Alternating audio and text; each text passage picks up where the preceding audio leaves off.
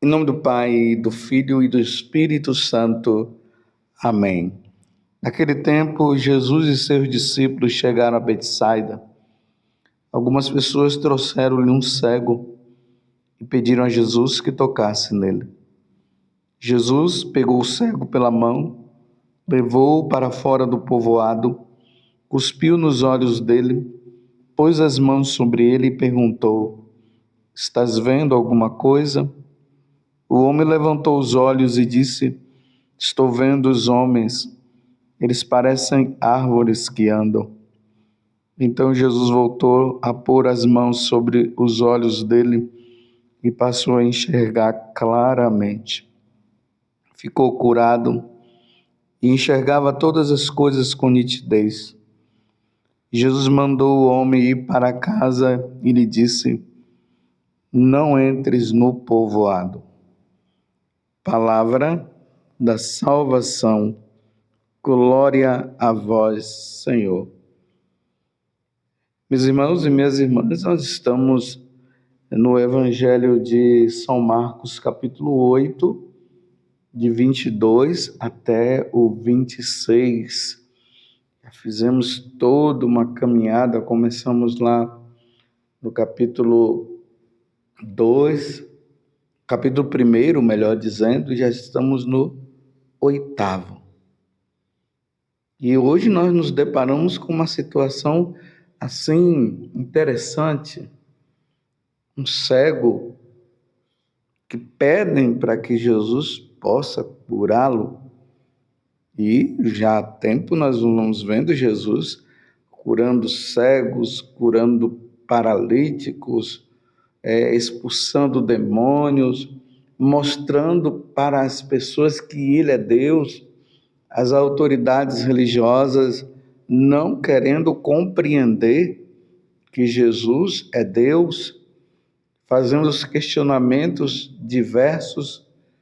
Mas aqui está um cego que Jesus curou, não assim de repente, porque até então as pessoas eram curadas imediatamente. Que Jesus cura, depois pergunta para o cego: Estás enxergando? Ele diz: Estou vendo pessoas como árvores. E aí Jesus faz a cura dele, e aqui diz que ele começou a enxergar claramente, ele começou a enxergar com nitidez, porque até então a cura dele não tinha sido completa. Mas por que a cura deste cego não foi completa? Porque aqui Jesus quer nos trazer um ensinamento, meus irmãos, que é muito importante para nós. E como eu falo de costume, eu tenho dito para vocês que existem os cegos fisicamente, mas existem os cegos também espiritualmente. Eu me encaixo nos cegos espirituais, porque graças a Deus eu enxergo, usando óculos, mas enxergo graças a Deus. Então, isso aqui se aplica para aqueles que não conseguem enxergar as coisas de Deus. E é importante notar também que existem os cegos fisicamente, que também se englobam também nessa situação de não enxergar as coisas de Deus. Que de vez em quando vem pessoas que não enxergam e elas vêm confessar. E elas têm essas duas situações. Elas não enxergam fisicamente e espiritualmente tem coisas ainda que ela não consegue enxergar e por isso aí cai no pecado e vem para o confessionário para enxergar claramente, porque por ter caído naquele pecado, a pessoa chega à conclusão que errou e aí no confessionário Deus faz a cura da pessoa. Então nós estamos nesta situação. As consequências do pecado original nos levou a não enxergarmos as coisas de Deus. Nós temos uma tendência a ver claramente as coisas do mundo e, vendo as coisas do mundo, ainda cai no pecado das coisas do mundo. E por isso Deus precisa nos auxiliar para que nós possamos enxergar claramente. A conversão, a mudança de vida que acontece em nós, é uma forma de nós começarmos a enxergar claramente. Um exemplo bem claro, depois vocês podem ir nos Atos dos Apóstolos, no capítulo 9, que fala da conversão de São Paulo. E ali diz que São Paulo estava indo furioso ao encontro dos cristãos para prendê-los. E nessa caminhada ele acabou caindo e ele se deparou com uma grande claridade. E ali diz que as escamas saíram dos olhos dele. Por quê? Paulo não conseguia enxergar Jesus. Paulo não conseguia ver que Jesus é verdadeiramente Deus. Ele estava incluído naqueles que diziam que Jesus era um charlatão, ainda mais que ele era também um fariseu, como ele mesmo falou. Mas naquele momento caiu escamas e ele passou a enxergar nosso Senhor. Tem pessoas que no processo de conversão, ela enxerga claramente. Mas tem outras, meus irmãos, que estão ali enxergando aos poucos, como esse cego. Tem aqueles que estão vendo ainda as situações que Jesus está fazendo na vida delas como árvores. Ainda tem algo, tem nuvens escuras que ainda estão ali sobre a pessoa e ela não tem a capacidade de enxergar completamente. Por isso que nós vamos vendo pessoas que participam da igreja e até há muito tempo. E ainda tem coisas que elas não conseguem enxergar, que elas não conseguem entender. São Paulo vai dizer que nós precisamos ter paciência com aqueles que ainda estão, que têm uma fé ainda muito fraca. Precisamos ajudar os nossos irmãos que ainda não veem claramente. Primeiro que nós não podemos cair no orgulho de acharmos que nós somos melhores do que o outro, porque nós não somos. Mas temos que admitir com muita humildade que existem coisas que nós já enxergamos melhor do que outros, e tem outras pessoas que enxergam coisas que são melhores do que nós. E está passando por esse processo. Quantas pessoas que caminham na igreja e ainda não entenderam que não pode usar o DIU. Eles não são a favores do aborto, mas eles ainda não conseguiram enxergar claramente que o DIU é abortivo. Tem aqueles que prometeram a Deus amor e fidelidade no matrimônio, mas continuam traindo e acham até que isso não é problema.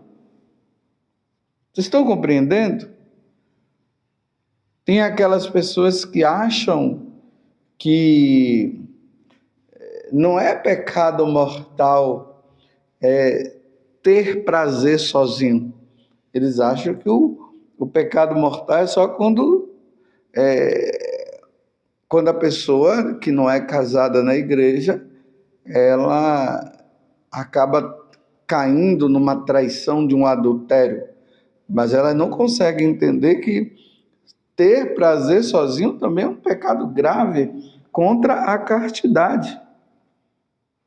E é preciso entender, compreender que é um processo que a pessoa está. Só que nós também não podemos brincar. Nós precisamos pedir a Deus todos os dias a graça. Senhor, eu quero enxergar. Senhor, que eu enxergue. Eu quero ver nitidamente. Eu não quero ver as situações como árvores. Senhor, eu não posso e não permita que eu fique achando que as outras religiões podem me levar também para o céu, que eu posso consultar os espíritas, que eu posso consultar e procurar saber a respeito dos entes queridos que já morreram, para eu conversar com eles, invocar os mortos. E tem católicos que acham que não tem problema evocar os mortos. E tem problema, meus irmãos. Porque Deus fala para não evocar os mortos, para não cultuar outros deuses, para não frequentar outras religiões. Isso está claro. As conversões, elas aconteciam justamente dos pagãos que serviam, que estavam servindo os seus deuses, e eles ainda não tinham claramente, não conseguiam enxergar nitidamente o Deus verdadeiro. E aí eles se converteram ao cristianismo. Mas ainda tem aqueles que acham que não tem problema eu ir em outras religiões lá. Sou católico, eles dizem, mas não tem problema, ainda não enxerga claramente. Nós precisamos enxergar claramente. Nós precisamos ter claro a respeito de nosso Senhor Jesus Cristo. Precisamos ter clareza da Santíssima Trindade, que é um Deus só em 3 pessoas. Que nós precisamos ter clareza que o nosso caminho ele se dá de salvação por meio de Jesus Cristo. Eu sou o caminho, a verdade e a vida. Ninguém vai ao Pai se não for por mim. Nós precisamos, meus irmãos, ter clareza da necessidade dos sacramentos, porque é através dos sacramentos que nós nos santificamos. Tem pessoas que acham que não precisa dos sacramentos para se santificar, é só levantar o braço para Jesus e está tudo bem. E aí não vive o sacramento do matrimônio, vive junto, não recebeu o sacramento da crisma, não foi da Eucaristia. Pessoas que há anos sem comungar e ainda não têm clareza que nós precisamos receber a Eucaristia. Claro, precisamos estar em estado de graça para receber, ou seja, não podemos estar no pecado mortal. Então aí entra a confissão. Mas tem pessoas que acham que elas vão caminhar sem a Eucaristia, não há necessidade de comungar, não. Mas como que não há necessidade para comungar? Se Jesus disse que aquele que come da minha carne e bebe meu sangue terá a vida eterna. Então, se ele está dizendo que aquele que come da carne e bebe do sangue dele vai ter a vida eterna, o que é que você conclui? Que quem não come e não bebe do sangue do Senhor não vai ter vida eterna. Isso é claro, isso é muito óbvio. E a pessoa está caminhando achando que está tudo bem. Tem aqueles que ainda não compreenderam claramente que precisa se confessar. Graças a Deus, ultimamente nos confessionários tem vindo pessoas que há muitos anos não confessavam. E pessoas de igreja que participam da missa dominical, mas que achavam que não havia necessidade da confissão, não. É um protestante dentro da igreja, porque só os protestantes que se acham que eles não precisam receber o sacramento da confissão. É só levantar o braço para Jesus, eu já creio em Jesus, pronto, final. E não tem problema se a pessoa peca ou não, porque já está salvo, porque crê no nome de Jesus. Sim, crê no nome de Jesus, mas não pratica o que Jesus ensinou. Que história é essa? Então tem pessoas que estão caminhando para o precipício, ou seja, caminhando para o inferno porque não recebe o sacramento da confissão, dizendo, eu não preciso, eu confesso no meu quarto e isso, mas onde é que está escrito? Porque tudo as pessoas falam que está na Bíblia, onde está na Bíblia que a pessoa tem que se confessar dentro do quarto. Agora no capítulo 20 do Evangelho de São João, lá está claro, Jesus dizendo para os apóstolos, aqueles a quem perdoardes os pecados, ser-lhes-ão perdoados, e aqueles a quem retiverdes, ser-lhes-ão retidos. Aqui Jesus institui o sacramento da confissão, e é interessante que o sacramento da confissão foi instituído uma semana após Jesus ter instituído o sacramento da Eucaristia e do sacerdócio naquela quinta-feira santa. As pessoas não têm claramente. Tem aqueles que estão na caminhada e acham que não precisa meditar a palavra de Deus, acham que não precisa ir na missa. E nós precisamos, meus irmãos, nesse tempo que nós estamos neste mundo, há uma necessidade de nós pedirmos a Deus a graça de enxergarmos as coisas de Deus claramente, nitidamente. Senão, nós vamos cair no precipício, achando que nós estamos caminhando bem. Você está compreendendo? Tem gente que acha que ele não precisa rezar tanto. E ainda mais aqueles que pensam que rezar é somente pedir as coisas para Deus. A pessoa está tão cega ainda, não cega, bem cega, como aqui esse cego que começou a enxergar. Ele estava cego, mas ainda não estava vendo as coisas com nitidez. Então tem pessoas que elas acham que não há necessidade de rezar, porque na cabeça delas está assim, rezar é pedir coisas para Deus. Então, uma vez que Deus me deu as coisas, eu não preciso rezar mais. Tem até aqueles que fazem piadas dizendo, agora eu já pedi, Deus já me deu, não vou mais incomodá-lo, porque tem muitas outras pessoas rezando. Não, meus irmãos, vejamos claramente que a oração, um dos meios de oração é o pedir, mas a oração é a elevação da alma a Deus, como dizia Santa Teresinha, é estar com Deus, é estar na presença de Deus, não somente para pedir, mas também para estar com Ele. Vocês se lembram ali no capítulo 3 do Evangelho de São Marcos, quando Jesus escolheu os discípulos, os apóstolos?